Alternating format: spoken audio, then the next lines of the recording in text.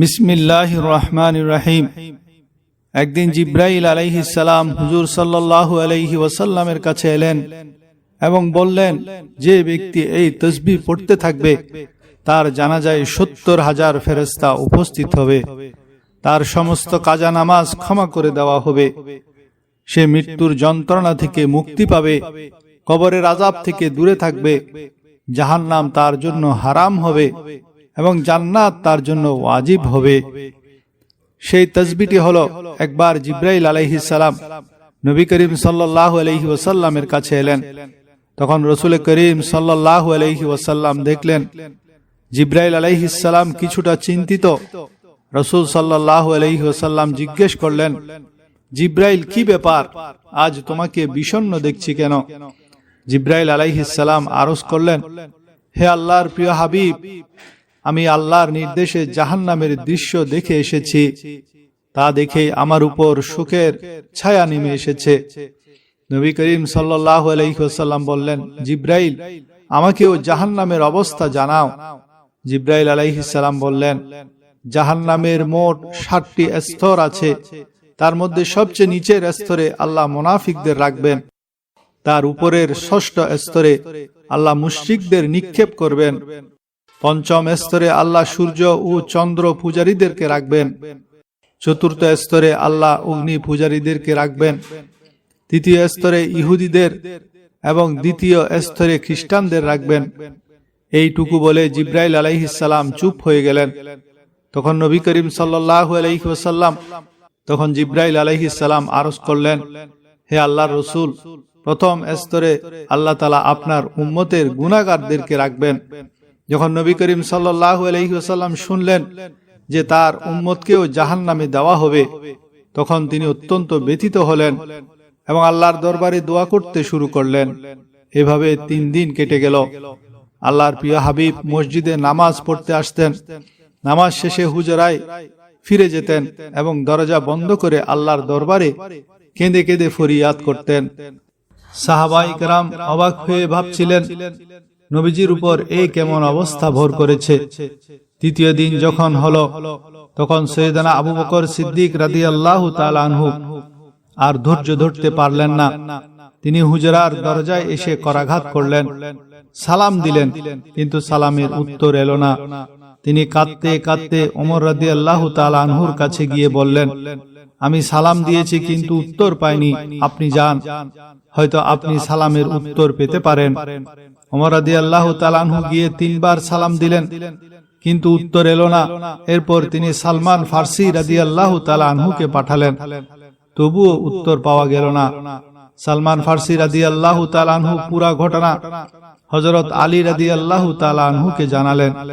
আলী রাদিয়াল্লাহু তাআলা আনহু ভাবলেন, যখন এত বড় ব্যক্তিত্বরা সালামের উত্তর পাননি, তখন আমারও একা যাওয়া ঠিক হবে না, বরং নবীজির নয়নমণি কন্যা ফাতেমা রাদিয়াল্লাহু তাআলা আনহাকে ভেতরে পাঠানো উচিত।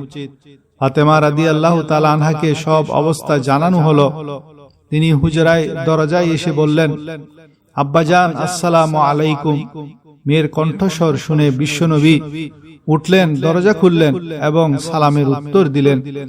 ফাতেমা রাদিয়াল্লাহু তাআলা আনহা জিজ্ঞেস করলেন, আব্বাজান, আপনার কি হয়েছে যে ৩ দিন ধরে আপনি এখানে অবস্থান করছেন? নবী করিম সাল্লাল্লাহু আলাইহি ওয়াসাল্লাম বললেন, জিব্রাইল আমাকে জানিয়েছেন যে আমার উম্মত জাহান্নামে যাবে। মা ফাতেমা, আমার উম্মতের গুনাহগারদের কথা ভেবেই আমি ব্যথিত এবং আমি আমার রবের কাছে দোয়া করছি যেন তিনি তাদের ক্ষমা করেন এবং জাহান্নাম থেকে মুক্তি দেন। এই বলে তিনি আবারও সিজদায় গিয়ে কাঁদতে লাগলেন, ইয়া আল্লাহ, আমার উম্মত, ইয়া আল্লাহ, আমার উম্মতের গুনাহগারদের উপর রহম করো, তাদের জাহান্নাম থেকে মুক্তি দাও। এমন সময় নির্দেশ এলো, ওয়ালা সাউফা ইউতিকা রাব্বুকা ফাতারদা, হে আমার প্রিয় হাবিব, দুঃখ করবেন না, আমি আপনাকে এত বেশি দেব যে আপনি সন্তুষ্ট হয়ে যাবেন। নবীজি খুশিতে উজ্জ্বল হয়ে উঠলেন এবং বললেন, হে লোক সকল, আল্লাহ আমার সাথে ওয়াদা করেছেন যে কিয়ামতের দিন তিনি আমাকে আমার উম্মতের ব্যাপারে সন্তুষ্ট করবেন, আর আমি ততক্ষণ পর্যন্ত সন্তুষ্ট হব না যতক্ষণ না আমার শেষ উম্মতটিও জান্নাতে প্রবেশ করবে না। সুপ্রিয় দর্শক, এই তাসবিহ পাঠ করলে আল্লাহ তাআলা বান্দার সমস্ত গুনাহ মাফ করে দেন। এটি সকল নবীদের অত্যন্ত প্রিয় তাসবিহ। এর বরকতে বান্দা আর গুনাহগার থাকে না এবং কবরের অবধারিত আযাব দূর হয়ে যায়। এটি পাঠ করলে তার মাগফিরাতের জন্য 70,000 ফেরেশতা জমিনে নেমে আসেন এবং তার জন্য রহমতের দোয়া করেন। বলা হয়েছে, যখন বান্দা এই তাসবিহ পড়ে তখন সে আল্লাহর সন্তুষ্টির অতি নিকটে পৌঁছে যায়। আজরাইল আলাইহিস সালামের পক্ষ থেকে তার প্রতি কোমলতা প্রদর্শিত হয়। তিনি এতই নরমভাবে রূহ কবজ করবেন যে কোনো কষ্টই হবে না। মনে হবে একটি শীতল বাতাস শরীর স্পর্শ করে গেল।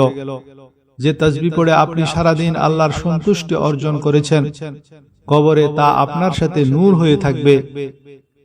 এই নূর আপনার কবরকে জান্নাতের বাগানের মতো আলোকিত করে দেবে এবং কিয়ামত পর্যন্ত এই আলো আপনার সাথে থাকবে।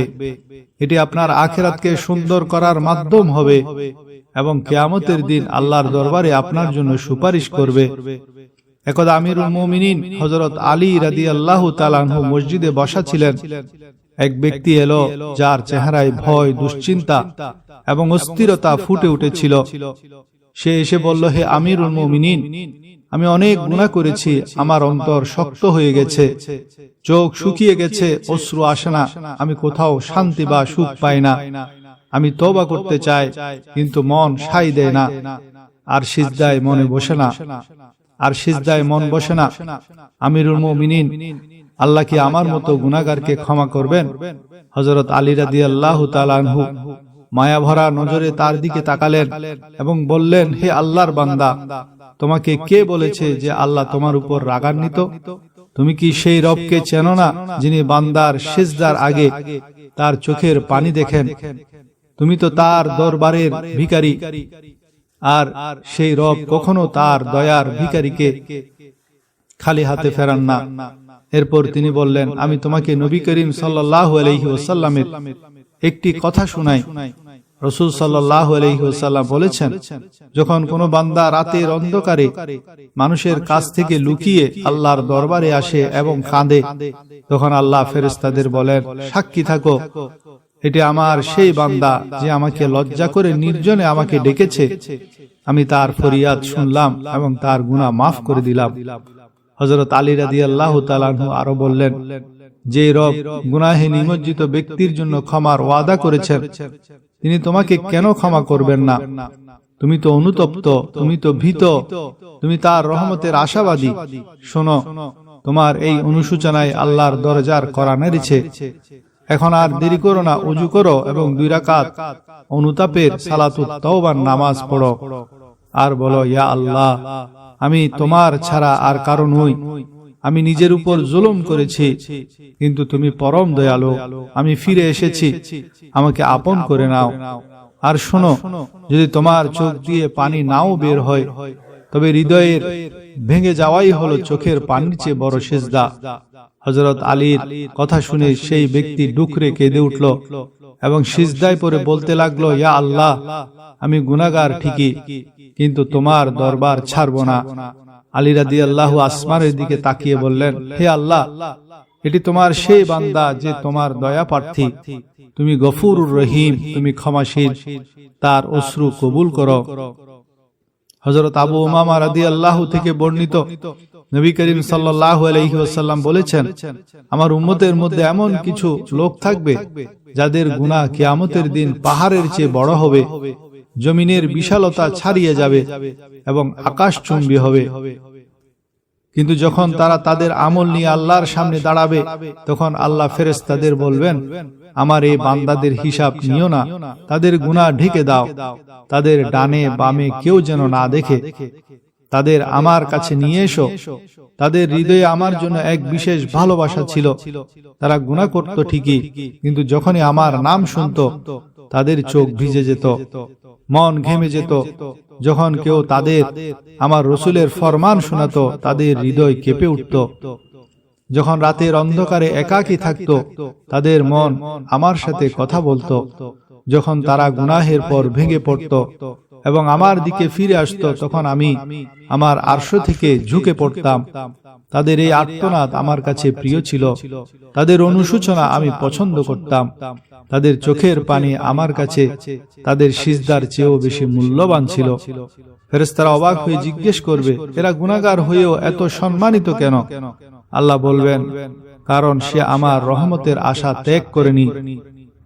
সে যখনই ভেঙে চুরমার হয়েছে আমি তাকে গুছিয়ে নিয়েছি, যখনই সে হুচট খেয়েছে আমি তাকে ধরেছি, কারণ সে আমাকে ডাকতে জানতো। হে বান্দা, তুমি কোথায় না গিয়েছ?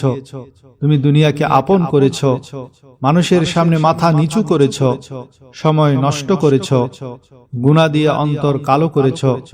কিন্তু যখন তোমার দুনিয়া উজাড় হয়ে গেল, তোমার স্বপ্নগুলো ভেঙে চুরমার হলো, তোমার সব আশা শেষ হয়ে গেল, তখন তুমি আমার দরবারে এলে। তুমি রোদন ভরা কণ্ঠে বললে, ইয়া আল্লাহ। রাতের শেষ প্রহরে তুমি ফুফিয়ে ফুফিয়ে বললে, হে আমার রব, আমি ক্লান্ত হয়ে গেছি, আমি হেরে গেছি, আমি ভেঙে গেছি।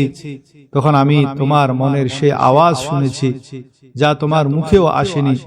আমি আরশ থেকে ফেরেশতাদের বলেছি, এই বান্দাকে একা ছেড়ো না। আমি সেই আল্লাহ যিনি তওবা কবুল করেন, আমি সেই আল্লাহ যিনি তওবাকারীকে দেখে খুশি হন। নবী করিম সাল্লাল্লাহু আলাইহি ওয়াসাল্লাম বলেছেন, কিয়ামতের দিন কিছু মানুষের চেহারা হবে উজ্জ্বল, তাদের গুনাহ অনেক হবে, কিন্তু অন্তরে আল্লাহর মহত্বের নূর থাকবে। হাত খালি থাকবে, কিন্তু আল্লাহর রহমত সামনে থাকবে। তাদের বলা হবে, আজ তোমাদের সেই রব ক্ষমা করেছেন যার ভয়ে তোমরা লজ্জিত ছিলে। তোমাদের সেই চোখের পানি আজ সাক্ষী যা রাতের অন্ধকারে ঝরেছে। তোমাদের সেই দীর্ঘশ্বাস আজ তোমাদের দলিল যা তোমরা নির্জনে ফেলেছিলে। এরপর রাসূলুল্লাহ সাল্লাল্লাহু আলাইহি ওয়াসাল্লাম বললেন, আল্লাহ তাআলা বলেন, হে মানুষ, যদি তুমি সারা পৃথিবী সমান গুনাহ নিয়েও আমার সামনে আসো এবং আমার রহমত থেকে নিরাশ না হও, তবে আমি তোমাকে পৃথিবী সমান মাগফিরাত দান করব। আপনি সেই আল্লাহ যিনি অন্তরের খবর জানেন। আমার খাজানায় কোনো কমতি নেই, আমার দরবার থেকে কেউ খালি ফিরে যায় না। হযরত সাদ বিন আবি ওয়াক্কাস রাদিয়াল্লাহু তাআলা আনহুর একটি ঘটনা উল্লেখযোগ্য। উহুদের যুদ্ধে তিনি নবীজির চারদিকে ঢাল হয়ে লড়াই করেছিলেন, প্রতিটি তীর নিজের বুক দিয়ে ঠেকিয়েছিলেন। রাসূলুল্লাহ সাল্লাল্লাহু আলাইহি ওয়াসাল্লাম তার বীরত্ব দেখে বারবার বলেছিলেন, সাদ, তীর চালাও, আমার মা বাবা তোমার উপর কোরবান হোক। এটি এমন এক বাক্য যা রাসূলুল্লাহ সাল্লাল্লাহু আলাইহি ওয়াসাল্লাম খুব কম সাহাবীর জন্য ব্যবহার করেছেন। হযরত তালহা বিন উবাইদুল্লাহ রাদিয়াল্লাহু তাআলা আনহু সেদিন নবীজির সামনে নিজের হাত দিয়ে এত তীর ঠেকিয়েছিলেন যে তার হাত অবশ হয়ে গিয়েছিল। নবীজি বলেছিলেন, যে ব্যক্তি আজ কোনো জান্নাতি মানুষকে দেখতে চায় সে যেন তালহাকে দেখে। এই ঘটনাগুলো আমাদের মনে করিয়ে দেয় যে কোরবানি শুধু মাল বা সময়ের নয়, বরং জান দিয়ে নবীজির মহব্বতের হক আদায় করাই হলো ঈমানের সেই উচ্চতা। বুখারী শরীফের 6405 নং হাদিসের বর্ণনা। আবু হুরায়রা রাদিয়াল্লাহু তাআলা আনহু থেকে বর্ণিত, রাসূলুল্লাহ সাল্লাল্লাহু আলাইহি ওয়াসাল্লাম বলেছেন, যে ব্যক্তি প্রত্যহ 100 বার সুবহানাল্লাহি ওয়া বিহামদিহি বলবে, তার গুনাহগুলি মাফ করে দেওয়া হবে, তা সমুদ্রের ফেনা পরিমাণ হলেও। সুনানে দারিমির 3465 নং হাদিসের বর্ণনা। আবুল হাসান মুহাজির হতে বর্ণিত, তিনি বলেন, জিয়াদের শাসনামলে এক ব্যক্তি কুফায় এলো। এরপর আমি তাকে হাদিস বর্ণনা করতে শুনলাম। তিনি রাসূলুল্লাহ সাল্লাল্লাহু আলাইহি ওয়াসাল্লামের সঙ্গে কোন এক সফরে ছিলেন।